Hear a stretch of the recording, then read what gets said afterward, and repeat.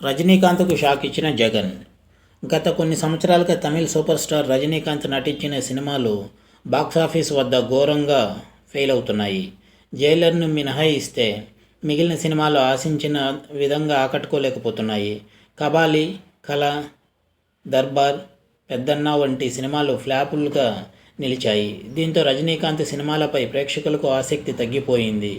ఇక తాజాగా రజనీకాంత్ నుంచి వచ్చిన లాల్ సలాం సినిమా పరిస్థితి ఇలానే ఉంది. అసలు లాల్ సలాం అనే సినిమా ఒకటి వచ్చిందనే విషయం ప్రేక్షకులకు తెలియదంటే రజనీకాంత్ సినిమాల పరిస్థితి ఎంత దారుణంగా తయారైందో అర్థం చేసుకోవచ్చు.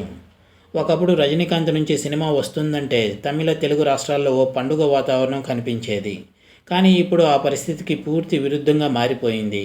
రజనీకాంత్ స్టామినా తగ్గిపోవడంతో పాటు యంగ్ హీరోలు బాక్సాఫీస్ వద్ద సత్తా చాటడంతో సూపర్ స్టార్ హవా తగ్గిపోయిందనే చెప్పాలి. తెలుగులో అయితే రజనీకాంత్ మార్కెట్ రోజు రోజుకి తగ్గుతోంది.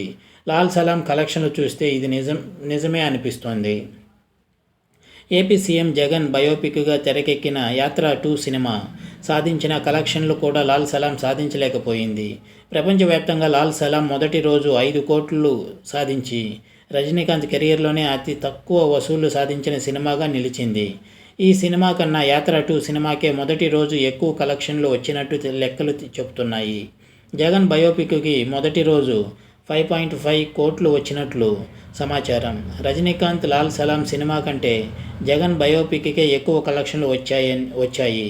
దీంతో బాక్సాఫీస్ వద్ద రజనీకాంత్కు జగన్ బయోపిక్ గట్టి షాకే ఇచ్చిందని చెప్పాలి. ఇది వ్యూవర్స్. లాల్ సలాం వర్సెస్ యాత్ర 2 కలెక్షన్స్. ఇది వ్యూవర్స్. మన ఛానల్ని ఎవరైనా సబ్స్క్రైబ్ చేసుకునే వాళ్ళు ఉంటే సబ్స్క్రైబ్ చేసుకోండి. గంట సింబల్ని నొక్కండి. ఇతరులకు షేర్ చేయండి. కామెంట్ చేయండి. లైక్ చేయండి. Thank you.